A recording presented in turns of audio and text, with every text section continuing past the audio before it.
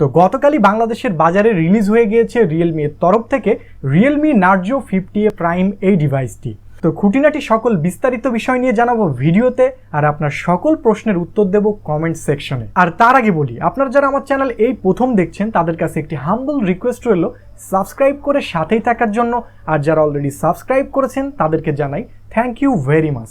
শুরুতে যদি Narzo 50A prime unbox করি তাহলে পলি কাভারে মোড়ানো নার্জো 50A প্রাইম ডিভাইসটি পাবো, তারপরে পাবো কিছু নথিপত্র, এটা আপনার আমার কারোরই অজানা না। তারপরে পাবো একটি সিম ইজেক্টর পিন, আর পাবো একটি ইউএসবি টাইপ সি কেবল, আর থাকে একটি সিলিকন কভার আর একটি চার্জিং অ্যাডাপ্টার। সব থেকে আশ্চর্যের ব্যাপার হচ্ছে এই ডিভাইসটার মধ্যে রিয়েলমি কোম্পানি না তো দিয়েছে চার্জিং অ্যাডাপ্টার আর না তো দিয়েছে ব্যাক কভার বা সিলিকন কভার। এই দুইটা জিনিস তার আইফোনের মতো উধাও করে দিয়েছে। তাহলে এই চার্জিং কেবলটা দেওয়ার কি মানে? যেহেতু তারা পরিবেশ বাঁচাতে চাইছে তাহলে এই চার্জিং কেবলটাও বাদ দিয়ে দিবে, যেখানে তারা অ্যাডাপ্টার দিচ্ছে না, যেখানে তারা সিলিকনের কাভার দিচ্ছে না, তাহলে এই কেবলটা দেওয়ার তো কোনো মানেই হয় না। আপনার কি মতামত কমেন্টে জানান। ওয়েল, বক্স কন্টেন্ট হিসেবে ডিভাইসের মধ্যে তো চার্জিং অ্যাডাপ্টার আর সিলিকনের কাভার পেলাম না। এখন দেখব ডিভাইসটির অ্যাপিয়ারেন্স, বডি ডাইমেনশন আর ওয়েট ডিস্ট্রিবিউশন হিসেবে কি থাকছে।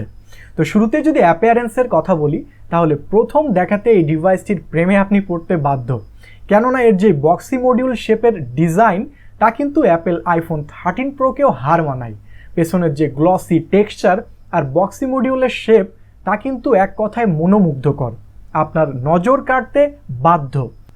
নার্জো 50A প্রাইমের যদি বডি ডাইমেনশন এবং ওয়েট ডিস্ট্রিবিউশনের কথা বলি তাহলে এটা 8.1 মিলিমিটারের থিকনেস আর সাথে রয়েছে 189 গ্রামের ওজন। এই ওয়েট ডিস্ট্রিবিউশনটা কিন্তু বেশ কমফোর্টেবল, কারণ 189 গ্রাম ওজন 6.6 ইঞ্চেসের ডিসপ্লের ফোনে খুব আহামরি ভারী না। এক কথায় আপনার হাতে নিয়ে আনকমফোর্ট ফিল হবে না। তো চলুন জেনে নেওয়া যাক ডিভাইসটিতে ডিসপ্লে হিসেবে কি থাকছে। এখানে রয়েছে 6.6 ইঞ্চেসের একটি আইপিএস ডিসপ্লে, রয়েছে ফুল এইচডি প্লাস রেজুলেশন, মানে 1080p/2408 পিক্সেল। বড় ডিসপ্লে দিয়েছে, ফুল এইচডি প্লাস রেজুলেশন দিয়েছে। ওয়েল, তাহলে তারা কেন কস্ট কাটিং করলো হায়ার রিফ্রেশ রেটের বেলায়? এখানে কিন্তু আপনি পাচ্ছেন না কোনো হায়ার রিফ্রেশ রেট, এখানে থাকছে regular 60 হার্জের refresh rate.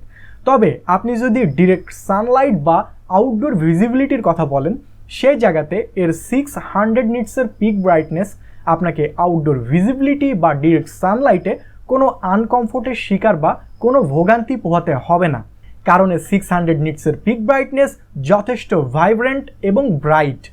Wait, company কিন্তু আরও কস্ট কাটিং করেছে, আর তা হচ্ছে ডিসপ্লের বেলাতেই। যেমন এখানে রয়েছে মিনিমাল শেপের একটি নস ক্যামেরা। 2022-এর জুলাই মাসে দাঁড়িয়ে এখানে কিন্তু মিনিমাল শেপ হোক আর যেই শেপেরই হোক, নস ক্যামেরাটা একেবারেই অমানানসই।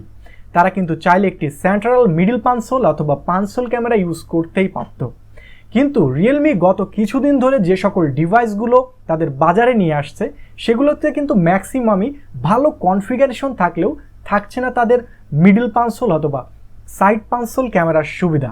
এরকম ছোট ছোট জায়গাতেই কিন্তু কোম্পানিগুলো কস্ট কাটিং করে। তারা কিন্তু চাইলেই নিয়ারামেই ডিসপ্লের মধ্যে তারা পানসোল অথবা সেন্ট্রাল মিডল পানসোল ক্যামেরা বসিয়ে দিতে পারত, কিন্তু তারা তা করেনি, কারণ ডিভাইসটির কস্টটা যাতে বা ম্যানুফ্যাকচার খরচটা যাতে একটু কম হয়। চলুন জেনে নেওয়া যাক ডিভাইসটির ক্যামেরা ইউনিটটা নিয়ে, যেখানে রেয়ার শুটার হিসেবে রয়েছে 50 মেগাপিক্সেলের একটি প্রাইমারি ওয়াইড অ্যাঙ্গেল লেন্স, যার অ্যাপারচার হিসেবে রয়েছে f1.8 অ্যাপারচার, এবং ডিভাইসটিতে 2 মেগাপিক্সেলের একটি ডেপথ এবং 0.3 মেগাপিক্সেলের একটি রয়েছে এআই সেন্সিং লেন্স। আর এই ডিভাইসটির রেয়ার শুটার দিয়ে আপনি চাইলে 1080pতে দ্যাটস মিন ফুল এইচডি প্লাসে ভিডিও ধারণ করতে পারবেন। তবে অপর প্রান্তে আপনি যদি ফ্রন্ট ক্যামেরাতে আসেন, সেখানে রয়েছে 8 মেগাপিক্সেলের একটি সেলফি স্ন্যাপার, এটাতে থাকছে না কোনো ফুল এইচডি প্লাস ভিডিও ধারণের সুবিধা। নার্জো 50A প্রাইমের রেয়ার শুটার ইউজ করে বেশ ভালো ছবি ক্যাপচার করতে পারলেও এর ফ্রন্ট বা সেলফি স্ন্যাপার দিয়ে আশানুরূপ ছবি আপনি তুলতে পারবেন না। স্মুথ গ্লোয়িং এবং সফট টাইপের ছবি আউটপুট পাবেন এর ফ্রন্ট ক্যামেরাটা দিয়ে। আরও একটি খামতি তো রয়ে গেছে, যা 720p এর ভিডিও ধারণ। এখানে কোম্পানি চাইলে কিন্তু মেগাপিক্সেলটা না বাড়িয়েও ভালো কোয়ালিটির ক্যামেরা ইউজ করে 1080p এর ভিডিও ধারণের সুবিধা দিতে পারত। কোম্পানি কিন্তু এখানেও কস্ট কাটিং করেছে। এখন যদি নার্জো 50A প্রাইমের প্রসেসরের কথা বলি তাহলে এখানে পেয়ে যাবেন ইউনিএসওসি টাইগার T612 এর 12 ন্যানোমিটার আর্কিটেকচারের একটি প্রসেসর, যার আন্তত বেঞ্চমার্ক স্কোরও বেশ ভালো। যদিও আন্তত বেঞ্চমার্ক স্কোর ভালো, তবুও কিন্তু কোম্পানিগুলো এখানে কস্ট কাটিং করে, কেননা যেহেতু এটি একটি নতুন প্রসেসর ম্যানুফ্যাকচারার কোম্পানি, তাই জন্য এদের প্রসেসরগুলো বাজারে কম টাকাতে কিনতে পাওয়া যায়।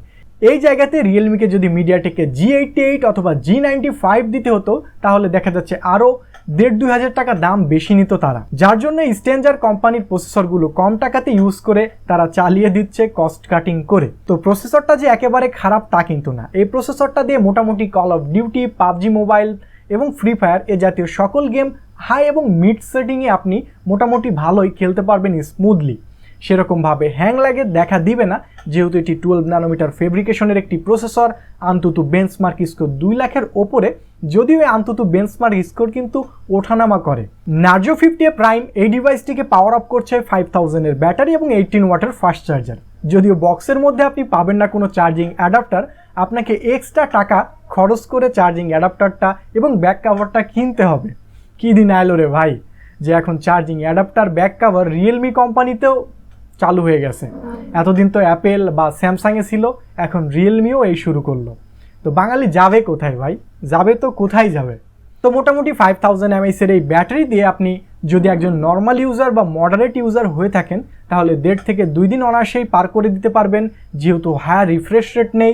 এবং আপনি যদি একজন হেভি গেমার অথবা মাল্টিটাস্কার হয়ে থাকেন, তাহলে মোটামুটি আপনি স্ক্রিন অন টাইম পেয়ে যাবেন একদিনের মতো। বর্তমানে বাংলাদেশের বাজারে রিয়েলমি নার্জো 50A প্রাইম পাওয়া যাবে দুইটি কালারে, একটি হচ্ছে ব্লু এবং একটি হচ্ছে ব্ল্যাক।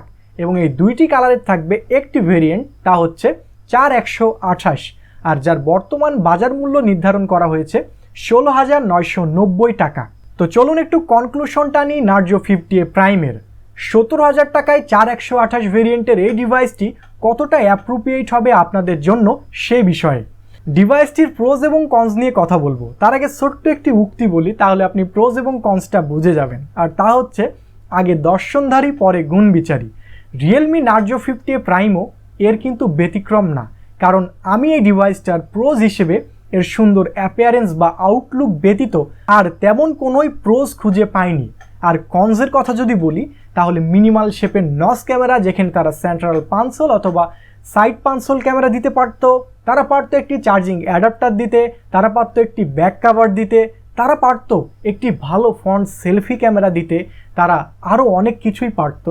যেমন তারা কিন্তু চাইলে একটি ভালো মিডিয়াটেক অথবা স্ন্যাপড্রাগনের মতো কোম্পানির একটি চিপসেট ইউজ করতে পারতো, যেখানে তারা মালিয়ের গ্রাফিক্স ইউজ করেছে, ইউনিএসওসির প্রসেসর ইউজ করেছে।